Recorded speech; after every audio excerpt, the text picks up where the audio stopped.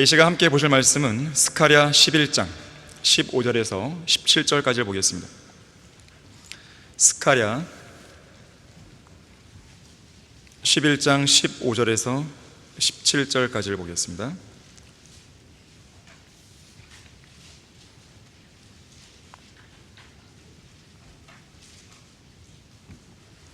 자, 15절 보시면, 이에 주께서 내게 말씀하시니라. 너는 다시 어리석은 목자의 도구들을 취하라. 보라, 이는 내가 그 땅에 한 목자를 일으킬 것이미니 그가 멸망한 자를 찾아보지 아니하고 어린 자를 찾지 아니하며 상한 자를 치유하지 아니하고 조용히 서 있는 자를 먹이지 아니할 것이며, 오히려 그는 살찐 자의 살을 먹고 그들의 굽을 산산히 찢으리라. 양떼를 버려둔 우상 목자에게 화 있으리라. 칼이 그의 팔과 그의 오른눈에 임하리니 그의 팔은 바싹 마르고 그의 오른눈은 완전히 어둡게 되리라. 자, 말씀을 위해 다 같이 기도하시겠습니다. 고마우신 아버지 하나님, 아름다운 예배 환경을 종식해 주시고 영과 진리로 경배를 드릴 수 있는 최상의 환경에서 우리가 주님께 예수 그리스도의 보혈 의지에 나아갈 수 있도록 해주셔서 감사드립니다. 주님, 저는 오늘 이 시간에 아주 엄중하고 또 진지하고 또 예언적이고 또 이 시대에 걸맞는 중요한 설교를 하고자 합니다. 우리 성도들이 이 말씀을 잘 이해하고 깨달을 수 있도록 이 시간 역사해 주십시오. 이 말씀을 통해서 무엇이 선이고 악인지, 무엇이 옳고 무엇이 그른지를 성경적으로 올바르게 분별할 수 있도록 도와주기 원합니다. 세상의 풍조가 어떻게 흘러가고 세상 사람들이 누구를 칭송하는지 관계없이 우리는 성경적으로 모든 열매들을 판단해야 됩니다. 그러한 올바른 분별력을 갖출 수 있는 귀한 시간 될 수 있도록 역사해 주십시오. 마귀의 방해로부터 보호해 주십시오. 주 예수 그리스도 이름으로 기도했습니다. 아멘. 자, 이 시간 설교 제목은 지옥으로 떨어진 우상 목자 교황, 지옥으로 떨어진 우상 목자 교황이라는 제목으로 설교하겠습니다. 지난주 월요일 4월 21일에 제266대 교황인 프란치스코가 88세의 나이로 죽었습니다. 그의 죽음을 한마디로 논평하자면 전 세계 수많은 소경들, 특히 14억 명의 무지한 카톨릭 신자들을 지옥의 뜨거운 불길소로 인도했던 어리석은 우상 목자의 죽음이요, 결국 지옥에서 최후를 맞이한 구원받지 않은 어느 종교인의 죽음이라고 평할 수 있겠습니다. 하지만 이런 사실에 전혀 무지한 각국 지도자들은 그의 죽음을 애도하며 앞다투어 추도사를 발표했습니다. 프란치스코를 향한 그들의 어리석은 칭송과 찬사를 듣고 있으면 실소를 금할 수밖에 없습니다. 우선 교황청이 자리하고 있는 이탈리아의 조르자 멜로니 총리는 교황의 선종, 곧 죽음은 나를 깊은 슬픔에 빠지게 했다. 왜냐하면 위대한 인물이자 위대한 목자였던 교황이 우리 곁을 떠났기 때문이다라고 말했습니다. 프랑스의 에마누엘 마크롱 대통령은 교황은 언제나 가장 소중하고 가장 약한 사람들 편에 섰던 겸손한 인물이었다라고 하면서 애도했습니다. 우르술라 폰데어 라이엔 유럽연합 EU 집행위원장도 교황은 더 공정하고 평화롭고 자유로운 세계를 건설하려 했다고 말했고, 폴란드의 안제이 두다 대통령은 교황은 자비의 위대한 사도였다고 하면서 애도했습니다. 이스라엘의 이츠하크 헤르조그 대통령 역시나 교황은 가난한 사람들을 위로하고 세계 평화를 간절히 구하는 일에 전생애를 바쳤다며 깊은 애도의 말을 전했고, 이집트의 압델 파타 엘 시시 대통령도 교황은 평화와 사랑과 연민의 목소리였다고 말하면서 추모의 말을 남겼습니다. 교황의 죽음을 선종이란 말로 이야기하는데, 이 교황의 가련한 죽음을 선종이란 단어로 윤색하고 미화시키는 것입니다. 선종이 뭡니까? 선종, 선생복종의 준말이에요. 선생복종, 선생, 착하게 살다가 복종, 인생을 복되게 끝마쳤다, 그런 말이에요. 그 말의 약자가 선종이에요. 카톨릭 신자라면 누구나 그렇듯이 임종 직전에 종부 성사를 받게 되는데 교황과 추기경도 마찬가지입니다. 왜냐하면 종부 성사를 받고 죽어야 지옥에 가지 않고 구원받을 수 있다고 믿기 때문에 그렇습니다. 종부 성사를 받고 죽으면 지옥에 갈 만한 큰 죄가 용서되어서 지옥에는 안 가고 연옥에 들어간다고 믿는 것이죠. 로마 가톨릭 교리에 따르면 모든 사람이 죄를 지었기 때문에 죽은 이후 곧바로 하늘나라에 들어가는 사람이 없으며 모두 다 우선적으로는 연옥, 곧 죽은 사람의 혼이 여전히 남아있는 모든 죄를 하늘나라에 들어가기 전에 불로 정화시키는 장소인 바로 이 연옥에 가게 된다고 말합니다. 여기에는 교황이나 추기경도 예외가 없다 그래요.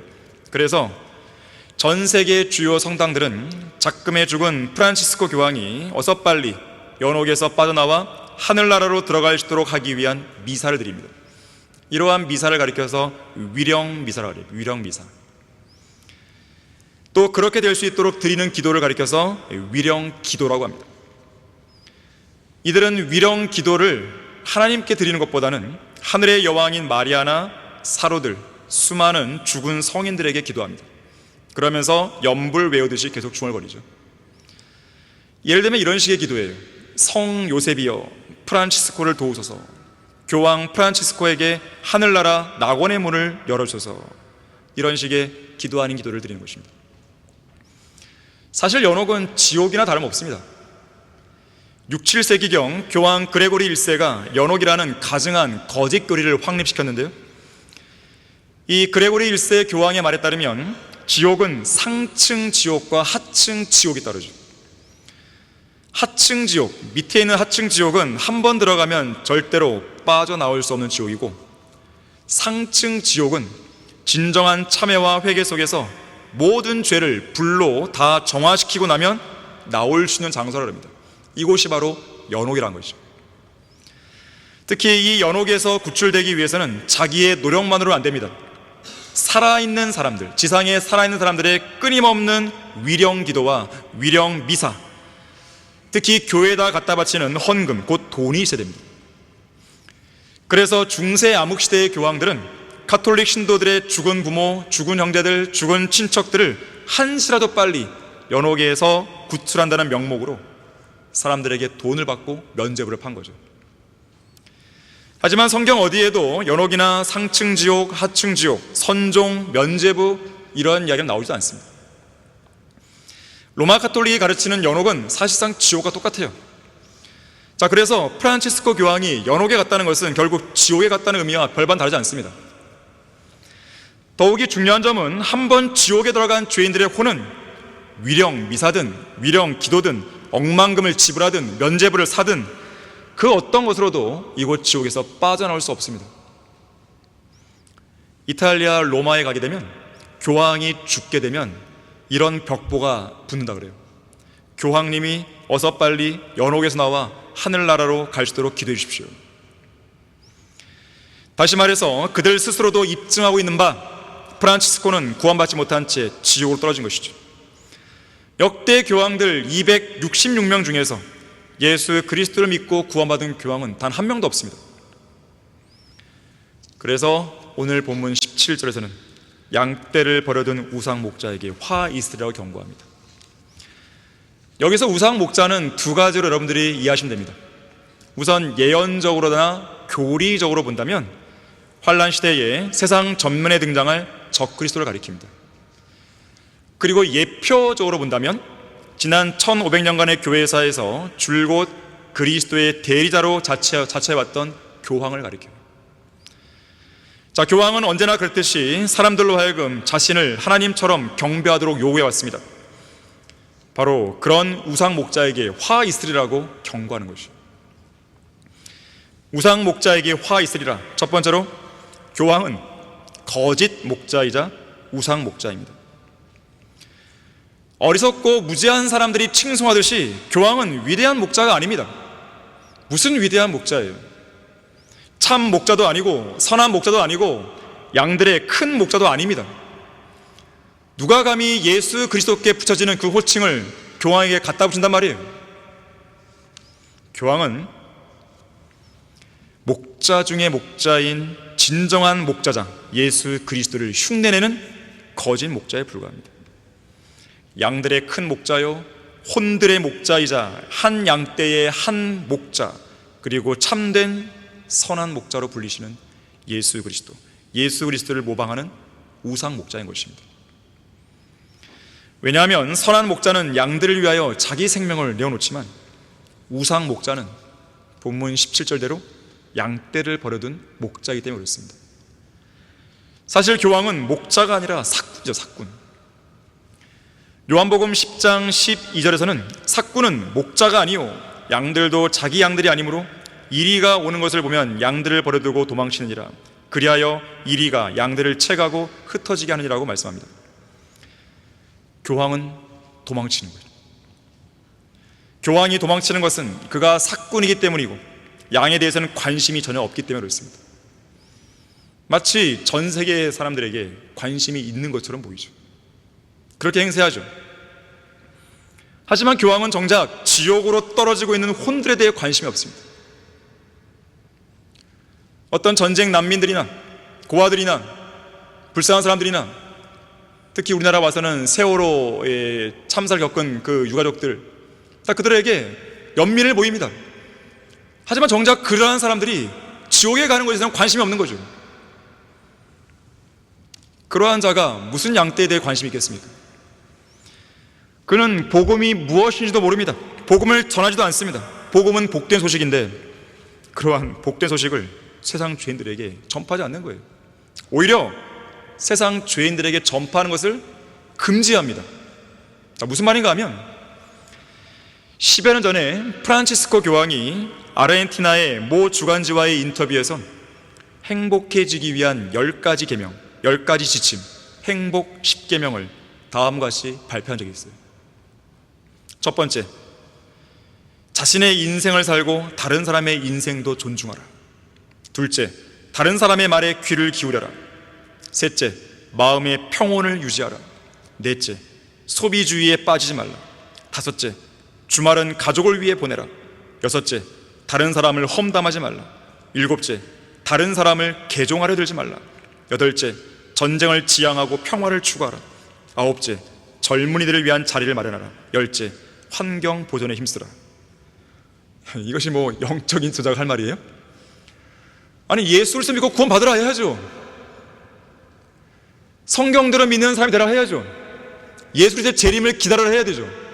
그리스도의 심판서를 준비하라고 해야죠. 무슨 이런 시답지 않은 말을 해놓고 무슨 행복을 위한 십계명이에요. 그야말로 이 땅에서의 삶이 전부라고 생각하는 그런 사람들에게나 걸맞는 객설이죠. 세상에 의한, 세상을 위한 세상적인 이야기나 떠들어댄 것이죠. 무슨 대단한 이야기를 한 것처럼 언론은 프란치스코의 행복 십계명이라고 포장했습니다. 여기서 우리가 주목할 부분은 일곱째, 다른 사람을 개종하려 들지 말라는 부분이에요. 한 명의 죄인을 지옥에 가지 않도록 하기 위해서는 입을 열어서 그리스도의 복음을 직접 전파해서 그 사람이 지옥에 갈 수밖에 없는 죄인이라는 사실을 알려주고 지옥에서 구원받기 위해서는 그 사람의 죄들을 제거하시기 위해 십자가에서 피 흘려 죽으시고 다시 살아나신 예수 그리스도를 개인의 구주로 믿어야 된다고 이것을 알려줘야 되죠. 그리고 그 사실을 진실한 마음으로 믿도록 어떻게 해서든지 그 사람을 설득해야죠. 여러분, 설교는 설득입니다. 설득이라고 해서 되게 부정적으로 생각하시면 안 됩니다. 사도행전에 보게 되면 사도 바울이 설득이란 말을 자주 써요. 펄스웨이드. 그 사람 설득시키는 거예요. 당신은 죄인이라고 설득시키는 거예요. 당신은 지금 심각한 위험에 놓여 있다고 설득시키는 거예요. 지금 죽으면 지옥 간다고 설득시켜야 됩니다. 예수 그리스도를 믿어야 구원받을 수 있다고, 지옥에 안 갈 수 있다고 설득해야 됩니다. 자, 이런 소중한 사역을 개종이란 말로 폄하하면서 복음을 전하지 말라고 한다면 과연 그런 자가 목자겠습니까? 사도 바울은 아그리파 왕에게 복음을 전합니다. 그때 아그리파가 했던 반응이 있어요. 사도행전 26장 28절에서 내가 나를 설득시켜 거의 그리스도인이 되게 하려는도다. 너무 안타까운 상황이에요. 정말 마지막 한순간이에요. 이제 예수를 믿고 영접하면 되는 거예요. 거의 설득됐단 말이에요. 그런데 아그리파 왕은 거기서 멈춰버린 거죠. 결국 아그리파는 지옥 간 거죠. 자, 거짓 목자인 프란치스코의 행복 십계명에 따르면 복음을 통해서 아그리파를 그리스도인이 되게 하려고 설득했던 바울은 제7계명을 어긴 것이 되는 것이죠. 자, 이렇듯 교황은 죄인들의 혼들뿐 아니라 양들에 대해서도 전혀 관심이 없습니다. 오히려 2000년 교회사를 통틀어 볼 때 양들을 죽였죠. 박해했죠. 자신의 권력과 로마 가톨릭 조직을 유지하고 보호하기 위해서 수많은 양들, 성경대로 믿는 그리스도인들을 고문하고 박해하고 죽였잖아요. 특히나 교황들은 형상 숭배를 조장했습니다. 형상 숭배를 조장하면서 마치 자기가 아버지 하나님인 양 행동하고 마치 자기가 선한 목자인 양 예수 그리스도의 지위를 찬탈해버리죠. 그래서 교황은 자신을 가리켜서 라틴어로 Vicarius Filii Dei라고 했어요. 하나님의 아들의 대리자로 자처한 것이죠. 그야말로 가증스러운 신성모독입니다. 또한 교황은 소위 아버지라 불리는 검은 제의를 입은 제사장들, 곧 사제들을 중심으로 마리아를 하늘의 여왕으로 섬기고 있죠. 또 태양신인 바알의 생일 12월 25일을 예수 그리스도의 탄생일로 지키고 있죠. 그뿐 아니라 이교도 바빌론의 종교들과 각종 우상 숭배, 세상 철학, 인간적인 전통 등 온갖 잡동사니 쓰레기들을 교회 안으로 가지고 들어와 교회들을 파멸시켰죠. 가짜 성경, 외경들, 성경과는 무관한 인간적인 전통들, 죽은 성인들의 유품 숭배, 형상 숭배, 구원받기 위해 행하는 신부들과 수녀들의 독신주의, 성체성사, 유아 세례와 세례에 의한 중생, 묵주 기도, 크리스마스 트리, 부활절 달걀과 토끼, 강대상 밑에 켜놓는 촛불, 향, 죽은 자들을 위한 기도, 그게 바로 위령기도고요. 연옥, 면제부 판매 등등 온갖 거짓 교리들을 교회 안으로 가지고 들어온 것이죠. 특히나 그 중에서도 가장 주목할 만한 부분은 우상 숭배예요. 형상 숭배입니다. 예배를 위한 도구들이죠. 이교도 바빌론 종교의 하늘의 여왕인 세미라미스를 마리아로 둔갑시켰죠.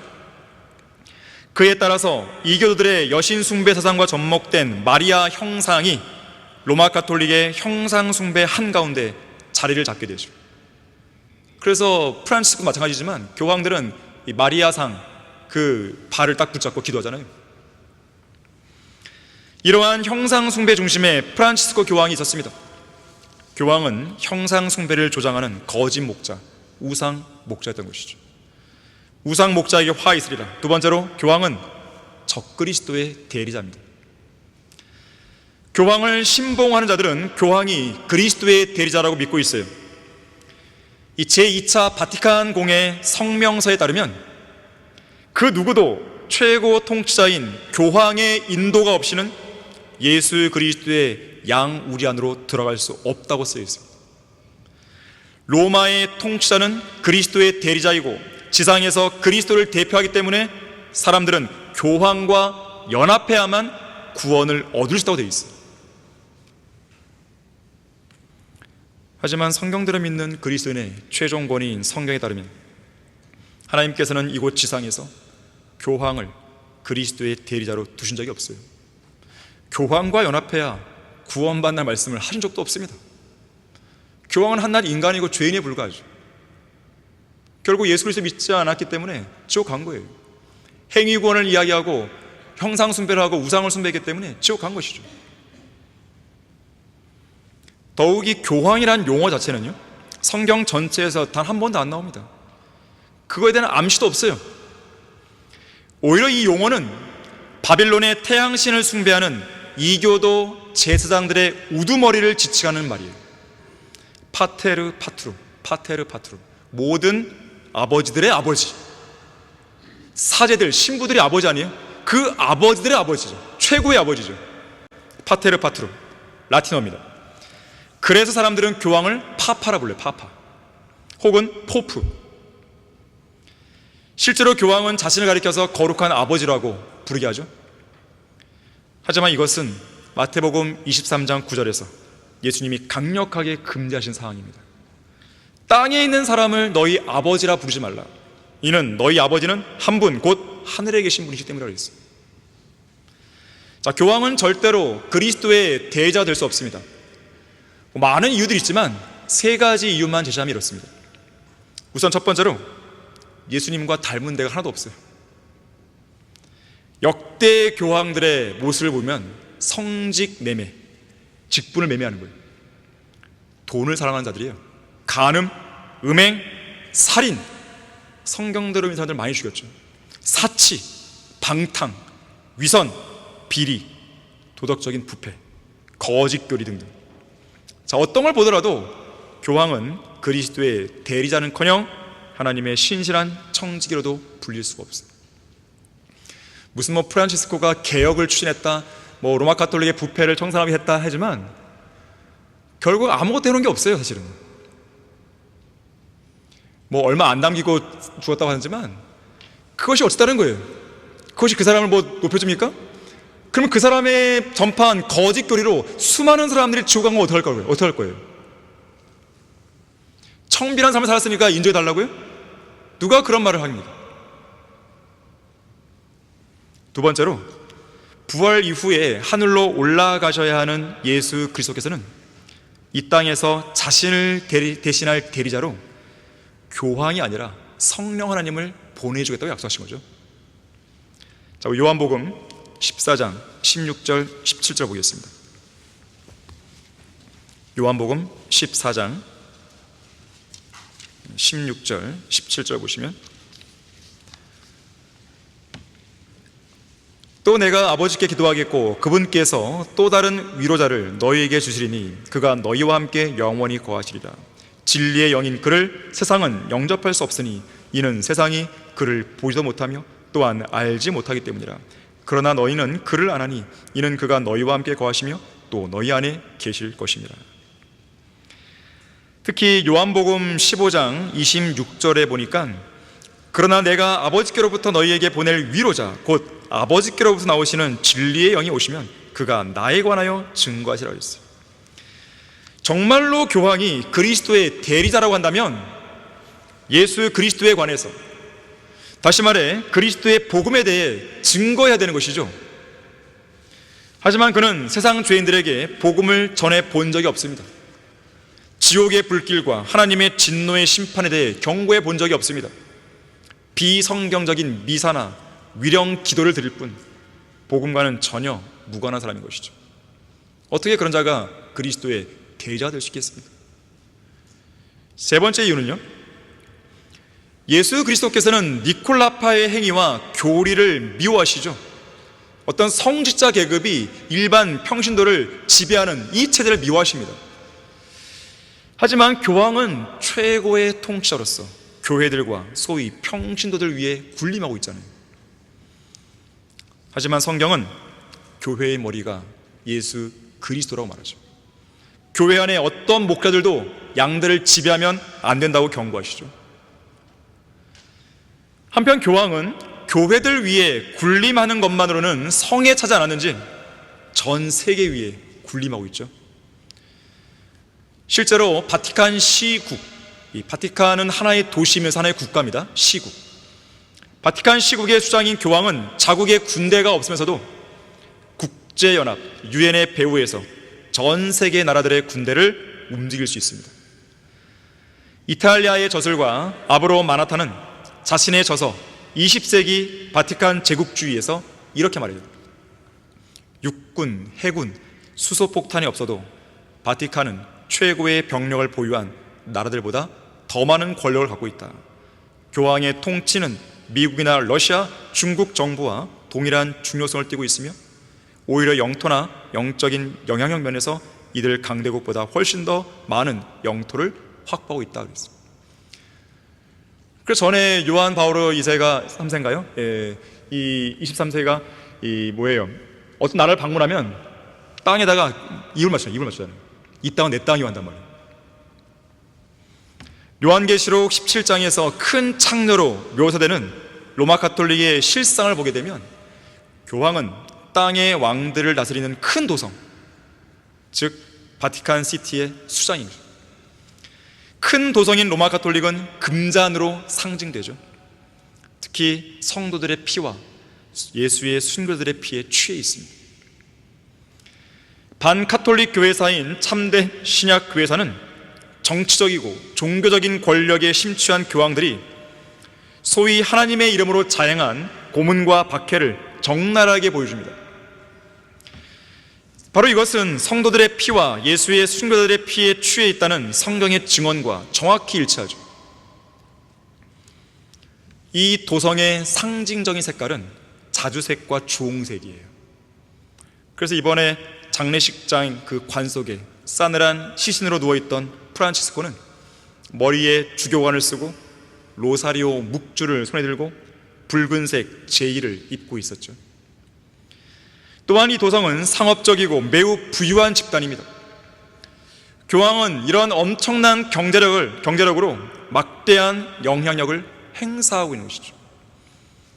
프리메이슨을 비롯한 다양한 비밀 조직도 움직이고 있습니다. 특히 성경은 로마 가톨을 가리켜서 많은 물 위에 앉은 큰 창녀라고 말하고 있습니다. 많은 물 위에 앉아있다. 많은 물이 뭐예요? 사람들입니다. 요한계시록 17장 15절 따르면 백성들, 무리들, 민족들, 언어들로 정의하고 있어요. 온 국가들 위에 군림해 있는 거예요. 그러한 백성들 위에 군림해 있는 것이죠.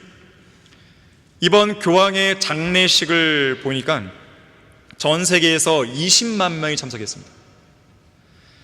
앞서 3일간 진행된 조문에도 약 25만 명이 찾아와서 조의를 표했다고 그래요.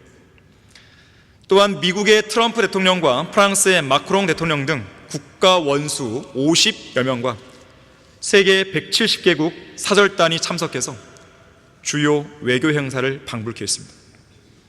자, 이러한 모습은 교황이 수많은 사람들 위에 앉아서 그들을 지배하고 있는 것을 보여줍니다. 일반적으로 새롭게 교황이 선출되면 그 교황이 가장 먼저 하는 일이 뭐냐면 하얀색 옷을 입고 베드로 성당 발코니에 나와갖고요, 군중들을 향해서 이렇게 축복한다 그래요. 바티칸과 전 세계를 위하여. 그만큼 교황은 전 세계를 차지하려는 야욕을 품고 있는 것이죠. 이런 점들을 감안하면 교황은 그리스도의 대리자가 아니죠. 오히려 적그리스도의 대리자입니다. 그래서 요한계시록 17장 3절에서는 로마 가톨릭을 상징하는 큰 창녀가 적그리스도를 상징하는 짐승 위에 앉아 있는 것이죠. 자, 우상 목자에게 화 있으리라. 세 번째로, 교황은 거짓 평화의 사도입니다. 프란치스코 교황의 죽음을 애도하는 자들의 입에서 가장 많이 나온 말은 평화의 사도라는 언급이었어요. 한평생 고통을 받는 이들의 친구이자 평화의 사도였던 교황께서는 위안부 피해자와 용산 참사 피해자, 세월호 유가족의 손을 잡아주셨습니다. 프란치스코 교황은 세계 평화를 행동으로 실천하신 분입니다. 교황은 종교 간의 벽을 허물고 세계 평화의 사도로서 역할을 다했습니다. 우리나라 이 한국 기독교 교회 협의회에서는요, 프란치스코 교황께서는 예수의 출신으로서 청빈과 겸손, 평화와 창조 세계에 대한 사랑을 자신의 사도직의 핵심 가치로 삼았습니다. 아니, 성경에 나오는 어떤 사도들이 이런 것을 핵심 가치로 삼았습니까? 복음을 증거했죠. 부활의 증인이 되었죠. 또 이 나라 한국 종교 지도자 협의회에서는요, 다음과 같은 애도문을 작성했어요. 프란치스코 교황님께서는, 다 님께서는 이렇게 보시는 거예요. 뭐가 대단하다고? 평생을 복음에 헌신하며, 무슨 복음 도대체? 특별히 가난하거나 병든 이들, 사회에서 소외된 이들을 향한 깊은 사랑을 실천하신 분이었습니다. 교회의 개혁과 현대화, 생명 존중, 환경 보호, 인류 화합을 위한 교황님의 행보는 동시대를 살아가는 모든 종교인에게 깊은 영감을 주셨으며 신념과 겸손의 모범을 남기셨습니다. 한국과도 깊은 인연이 있던 프란치스코 교황님은 2014년 방한을 통해 세월호 유가족과의 만남을 비롯해 한국 사회에 큰 위로를 전하셨고, 화해와 평화를 위한 향한 여정은 우리에게 깊은 울림을 안겨주었습니다. 그 따뜻한 미소와 겸손한 행보는 지금도 한국 국민의 기억 속에 살아있습니다. 온갖 듣기 좋은 말로 포장된 이 교황의 따뜻한 미소 뒤에는 언제나 빛의 천사로 가장하고 있는 마귀가 있다는 것을 기억하셔야 됩니다. 사실 지상 최대의 종교적 위선자이자 사기꾼인 교황을 수장으로 삼고 있는 로마 가톨릭은 지상 최고의 거짓말쟁이요 살인자 집단입니다. 콘스탄틴 황제가 기독교를 공인한 이래로 로마 가톨릭은 오직 기만과 속임수, 사기, 공갈, 부정, 교활, 아첨 등의 거짓말들을 통해서 자기의 실체를 가려왔고 고문, 협박, 투옥, 추방, 전쟁 등의 살상을 도구로 해서 자기들의 정치적 입지와 종교적 조직을 강화하고 유지해온 것이죠. 자기들에게 반대되는 세력은 무조건 죽인 거죠. 특히나 자기들의 상황이 불리하다 싶으면 거짓말과 돈으로 적들을 매수하거나 적절한 타협을 위해서 평화를 위한 협상 테이블로 적들을 끌어들입니다. 하지만 충분한 정치적인 권력과 그것을 행사할 수 있는 권력을 확보했다 싶을 때는 수단과 방법을 가리지 않고 끔찍한 살상을 저지르는 것이죠. 연막을 쥐어야 됩니다. 자기들이 강할 때는 힘을 쓰죠. 불리할 때는 평화를 강조하죠. 기록에 따르면요, 로마 가톨릭의 교황들은 그리스도인들을 높은 절벽에서 내던져 산산조각나게 했고, 동굴로 피신한 그리스도인들을 동굴 입구에 장작불을 피워서 연기에 질식시켜 죽였습니다. 비틀거리는 노인들과 어린이들을 목매달아 죽였고, 찢어 죽였고, 창자를 꺼내기도 했고, 쇠스랑으로 찔러 죽였고, 물에 빠뜨려 죽였고, 갈기갈기 찢어 죽였고, 칼로 찔러 죽였고, 개가 물어뜯게 죽였고, 거꾸로 십자가에 못 박아 죽이기도 했어요. 그 결과 로마 가톨릭은 로마 제국이 100년 동안 그리스도인들을 죽인 것보다 훨씬 더 많은 수의 그리스도인들을 단 50년 만에 해치웠습니다. 로마 가톨릭이 내세우는 평화협상은 자기들을 반대하는 자들을 제거하기 위한 연막에 불과해요. 오늘날 세계 평화를 위해 기도한다고 떠들어대는 교황들이나 종교 통합과 평화를 외치는 로마 가톨릭의 거짓말 이면에는 그들에게 머리를 조아리지 않고 반대하는 자들은 어떤 형태로든 죽여야 한다는 살인적 의도가 내포되어 있음을 유념하셔야 됩니다. 시편 28편 3절에서는 악인들과 죄악을 행하는 자들과 함께 나를 데려가지 마소서.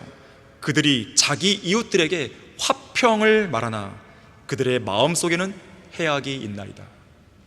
속으면 안 됩니다. 무엇보다도 이 평화라고 하는 것은 이제 곧 지상에 나타날 적그리스도가 표방하는 가치란 점을 주목하셔야 돼요. 자, 에스겔 13장 10절 보겠습니다. 구약시대의 모든 거짓 선자들은 화평을 강조해 왔습니다. 에스겔 13장 10절 보시면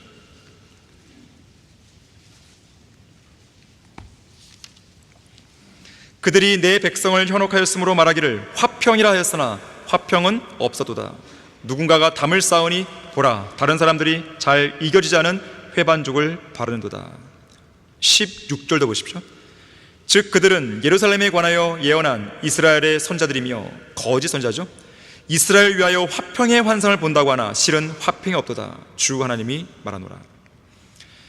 이 시대에도요, 사람들을 현혹하는 자들은 그 입에 평화, 화평을 입에 달고 다닙니다. 정치인, 종교인, 군인, 과학자, 사회학자 등 어느 누구 할 것 없이 다 마찬가지예요. 특히 정치인들은 다른 나라와 전쟁을 일으키면서도 세계 평화를 위해서라든가 억압받는 민중을 위해서라든가 자유를 쟁취하기 위해서라는 구호를 내겁니다. 그들은 핵무기를 비축하고 대륙간 탄도미사일을 만들면서도 그게 다 세계 평화를 위해서라고 억지를 부리죠. 세상 종교인들 다 마찬가지예요. 이들은 평화를 외치며 에큐메니칼 운동을 펼치고 있습니다. 종교의 벽을 넘어 서로 손을 맞잡고 악수하기만 하면 지상에서의 평화가 얼마든지 가능하다고 주장하는 거예요. 하지만 성경은 뭐라 그래요? 화평은 없다고 말합니다. 예레미야 6장 14절에서도 그들이 내 백성의 딸의 상처를 조금 고쳐주고 말하기를 화평이라 화평이라 하나 거기에는 화평이 없도다라고 말씀합니다. 장차 등장할 적그리스도는 박애주의자, 평화주의자로 나타날 것이에요. 인류의 친구요, 유대인들을 황금시대로 인도하는 사람처럼 믿게 만들 것입니다. 그리고 유대인들을 특별한 친구로 만들 거예요. 유대인들의 특별한 친구로 행사할 것이죠. 결국 유대인들은 속게 됩니다. 그리고 적그리스도를 그들의 메시아로 받아들이는 거예요. 하지만 평화는 적그리스도의 또 다른 무기입니다. 평화로 많은 것들을 죽이는 거예요. 멸하고. 다니엘 8장 25절에 보니까 그의 지혜를 통하여 그가 자기 손에 기술을 늘려서 자기 마음속에 자신을 높이고 평화로 많은 것을 멸하리라고 말씀합니다. 참으로 아이러니하죠. 어떻게 평화를 구축하는 게 아니라 평화로 많은 걸 죽이냐 이거예요. 이것이 적그리스도의 모습이에요. 겉으로는 평화를 말하지만 결국 그것은 자기 말을 안 듣는 사람하고는 절연하는 것이고 또 그들을 죽이겠다는 것이에요. 다니엘 11장 24절도 그가 평화롭게 그 지방의 가장 기름진 곳까지 들어가서 그의 조상들이나 그의 조상의 조상들까지도 하지 않았던 짓을 행할 것이요 그는 전리품과 약탈물과 재물들을 그들 가운데 흩을 것이며 또 그가 얼마 동안 요새를 공략할 음모를 미리 꾸민다고 말씀합니다. 자, 적그리스도는 인류를 멸망으로 이끌되 모든 것들을 평화롭게 멸망으로 이끌어가는 거예요. 적그리스도의 가짜 평화에 속아서 마음을 놓고 있다가는 많은 사람들처럼 갑작스러운 멸망을 피하지 못하는 겁니다. 특히 적그리스도는 평화롭게 예루살렘으로 들어가서 그 성전에 앉아 자신을 하나님이라고 주장할 것이에요. 그래서 프란치스코는 적그리스도의 강력한 예표죠. 우상 목자에게 화 있으리라. 마지막 네 번째로, 교황은 기만하는 일꾼으로서 수많은 죄인들을 지옥으로 이끌어갑니다. 오늘 본문 16절, 스가랴 11장 16절 말씀대로 교황은 멸망한 자를 찾아보지 않습니다. 어린 자를 찾지 않습니다. 상한 자를 치유하지 않습니다. 조용히 서 있는 자를 먹이지 않습니다. 오히려 살찐 자의 살을 먹고 그들의 굽을 산산히 찢어버리는 것이죠. 왜냐하면 프란치스코는 지옥으로 질주하는 죄인들을 단 한 명도 복음을 통해 주님께로 이겨오지 못했기 때문에 그렇습니다. 사람들은 프란치스코 교황을 훌륭한 영적인 리더로 칭송해요. 사실 그는 자기 자신은 물론 어느 누구도 하늘나라로 인도하지 못한 형편없는 리더이자 사꾼이에요. 생전에 프란치스코가 쓴 책이 하나 있는데 복음의 기쁨이란 책이에요. 이 제목에 속으면 안 됩니다. 우선 이 책에서 행위 구원을 가르쳐요. 특히나 이러한 구원을 통해서 영원한 생명을 얻는다, 이 얘기가 아니고 그저 이 땅에서 기쁨을 얻게 하고 죄와 슬픔, 내적인 공허, 외로움에서 벗어나게 한다고 말합니다. 특히 구원을 받아서도 잃어버릴 수 있고 또 잃어버렸다면 다시 구원받아야 한다고 이야기해요. 그래서 프란치스코는 이렇게 기도합니다. 구원을 잃어버린 자기 자신을 위해서 주님, 저를 다시 구원해 주소서, 이렇게 기도합니다. 두 번째로, 그는 이 책에서 십자가의 요한이나 이레네오, 토마스 아퀴나스 같은 로마 가톨릭의 죽은 성인들이 이 땅에 살아있는 카톨릭 교도들의 기도를 듣고 중보할 수 있다고 주장하는 거예요. 성경에는 전혀 나오지 않은 새빨간 거짓말로 전 세계 14억 명의 카톨릭 신자들을 속인 거죠. 소위 성만찬에 관해서도 비성경적인 주장을 합니다. 성만찬에 사용되는 빵과 포도주가 예수 그리스도의 실제 살과 실제 피로 변해서 자기들의 죄를 용서받을 수 있다고 가르쳤는데, 그래서 이 책에서 프란치스코 교황은 이렇게 말하는 거예요. 나는 나의 죄를 언제나 용서받을 수 있도록 언제나 성체, 그러니까 이 예수님의 실제사로 살로 변한 그 빵을 받아 모셔야 합니다. 내가 계속 죄를 지으니 치료약을 늘 가지고 있어야 합니다. 이 몸을, 그 빵을 말하는 것이에요. 먹는 사람들은 그들의 죄를 용서받게 될 것입니다. 또한 그는 성령 하나님께서 구원을 받았든 받지 않았든 이 세상 모든 사람들 안에서 활동하고 계신다고 말했어요. 그래서 프란치스코는 세상에 구원받지 않은 모든 사람들을 향해서도 형제여 이렇게 말합니다. 형제라고. 특히 프란치스코는 복음화하는 것, 이 복음화하는 것을 이렇게 말해요. 성모 마리아께서는 복음화하는 교회의 어머니이십니다. 성모님이 안 계시면 우리는 결코 새로운 복음화의 정신을 제대로 이해할 수 없을 것입니다. 로마 가톨릭은 하늘의 여왕으로 마리아를 섬기고 있잖아요. AD 431년에 에베소 공회를 통해 마리아가 높임을 받기 시작합니다. 또 AD 600년경에는 사람들의 기도를 들어요. 1854년에는 교황 피오 9세가 마리아를 가리켜서 죄 없이 잉태했다고 인정합니다. 1950년에는 교황 피오 12세가 마리아는 하나님의 부르심을 받아서 승천했고 하늘의 여왕이 되었다고 말합니다. 교황 프란치스코는 복음의 기쁨이라는 이 책을 통해서 새로운 복음화의 별, 곧 살아계신 복음화의 어머니인 성모 마리아를 높여요. 그러면서 이렇게 말합니다. 우리 모두 성모님께 기도합시다. 과연 이런 자를 영적인 리더라고 말할 수 있냐 이거예요. 자, 이런 어리석은 목자인 교황에 대해서 고린도후서 11장 13절에서 15절에서는 이렇게 경고합니다. 한번 보겠습니다. 고린도후서 11장 13절입니다.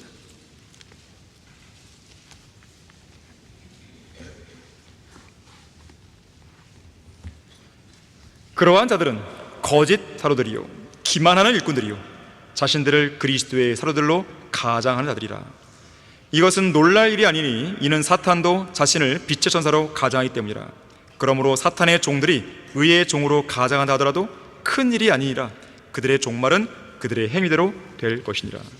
이것이 교황을 향한 성경의 경고입니다. 사탄이 예수 그리스도를 흉내내듯이 사탄의 종들이 의의 종인 양 가장하는 것이죠. 사탄은 모방자예요. 자, 그래서 사탄의 종들이 의의 종으로 가장한다 하더라도 큰일이 아니에요.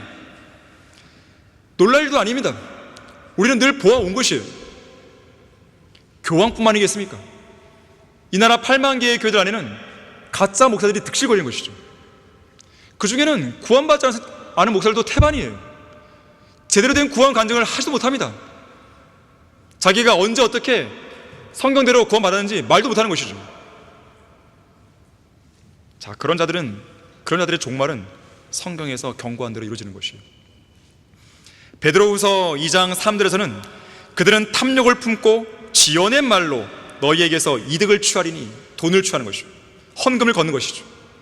이제 그들의 심판은 예로부터 지체하지 않으며 그들의 멸망은 졸지 아니하니라. 유다서 1장 13절도 자기의 수치를 거품처럼 내뿜는 바다의 성난 파도며 유리하는 별들이니 이들에게 캄캄한 흑암이 영원히 간직되어 있느니라 그랬어요. 결론적으로 이제 콘클라베 그래갖고요. 콘클라베로 해서 차기 교황을 선출하는 추기경단 비밀회의가 열립니다. 이미 12명의 교황 후보가 정해졌고 그 중에는 3명의 흑인들도 눈에 띕니다. 흑인 교황은 예언적으로 볼 때 우리에게 시사해 주는 바가 매우 커요. 마지막 교황은 적그리스도일 가능성이 매우 높은데 마지막 교황이 적그리스도로 한다면 그 교황은 시리아계 유대인 함족으로서 흑인 교황이 되어야 됩니다. 이와 관련해서 러크만 목사님은 이렇게 말했어요. 마귀가 적그리스도가 되어 대환란 기간에 인간의 몸을 입고 끝없이 깊은 구렁으로부터 나와서 지상으로 올라올 때 어떤 모습으로 가장해서 나타날지 알 길이 없지만 아마도 로마 가톨릭의 교황의 모습으로 등장할 가능성이 높다. 성경과 성경을 비교해보면 적그리스도는 함족의 피가 섞인 시리아계 유대인, 곧 33살 반의 혼혈 젊은 교황이다. 그는 유대인들에 대해 대적할 것이지만 세계적으로 그는 평화의 사도와 평화의 왕으로 등장할 것이다. 그는 경배받기를 좋아하므로 사람들에게 경배를 요구할 것이고 유대인에게는 언약을 세울 것이지만 얼마 가지 않아 깨뜨릴 것이다.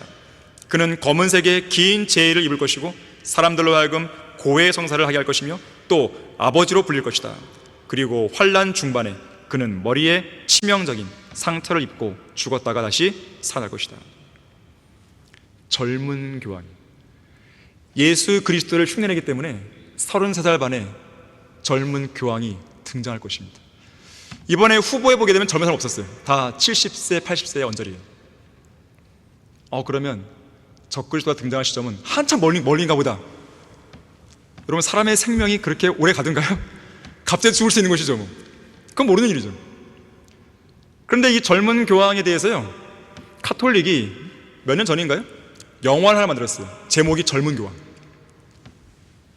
물론 거기에는 성경적인 이야기가 담긴 게 아니에요. 어떤 개혁적인 성향의 젊은 사람이 나와야 된다, 뭐 그런 이야기예요. 그러니까 하도 이 바티칸이 부패됐다 보니까 그걸 바꿀 수 있는 그런 젊은 사람을 원합니다, 뭐 그런 식이에요, 내용. 하지만 그들이 모르든 알든 깨닫든 깨닫지 못하든 간에 성경은 젊은 교황이 등장하고 말하는 거예요. 제가 방금 전에 머리에 상처를 입고 죽을 것이라고 말했죠. 이것은 요한계시록 13장 3절에 근거하고 있고요, 이와 관련해서 오늘 본문 17절에서는 양떼를 버려둔 우상 목자에게 화 있으리라. 칼이 그의 팔과 그의 오른 눈에 임하리니 그의 팔은 바싹 마르고 그의 오른 눈은 완전히 어둡게 되리라고 말씀하고 있어요. 환란시대 중반에 치명적인 상처를 입고 죽는 거예요. 그리고 부활하는 것이죠. 그래서 적그리스도는 환란시대 중반에 오른팔을 사용하지 못하는 왼손잡이로 등장합니다. 자, 세상은 이렇게 치명적인 상처를 입었다가 기적적으로 다시 살아난 적그리스도를 환호하고 하나님으로 경배하고 섬길 것이에요. 작금의 우리는 이런 어두운 그림자, 이런 어두운 면모를 어리석은 우상목자 프란치스코 교황을 애도하고 추모하고 칭송하는 무리들 속에서 감지하게 됩니다. 사람들은 로마 가톨릭이 얼마나 위험한 집단인지 모르는 거예요.